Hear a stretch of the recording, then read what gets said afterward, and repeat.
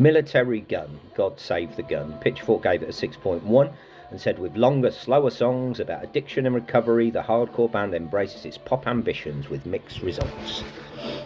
Yeah, shouty punk rock, half decent melodies with a bit of a pop edge.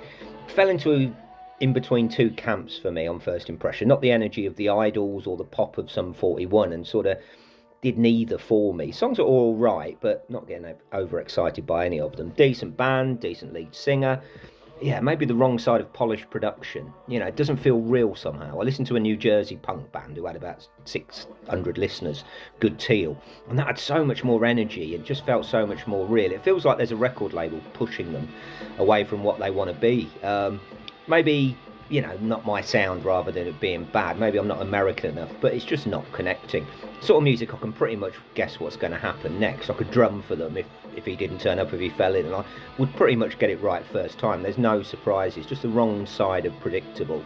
You know, no boundaries are being pushed here. You know, you get the feeling there's a good band in there somewhere if they took different inspiration. You know, Lifeguard and Lambrini Girls rather than Sum 41 and Green Day. Although the latter sold more records, so maybe that is the way to go. The ballad Daydream sounds like wonderful. Nice to hear something a little bit different, but again, beyond predictable, really.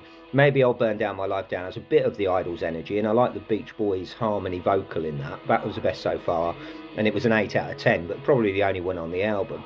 I keep coming back to it doesn't sound real. You know, Pretend Angry, Linkin Park Angry. You know, like they haven't really lived it, although Addiction suggests that they have, so maybe I'm wrong about that. But to me, punk really needs to be felt to perform well, and just don't feel it. It's not got the humour of Sum 41, probably my most acceptable of those kind of bands. Wake Up and Smile intro was a highlight, but that only lasted 20 seconds. That sounded like the Sleaford Mods. Perhaps that's a direction that I would prefer them to go down. But yeah, just back to predictable. Sure, they're lovely lads, but musically they leave me cold. You know, again, perhaps I'm just not American enough. Didn't like it very much.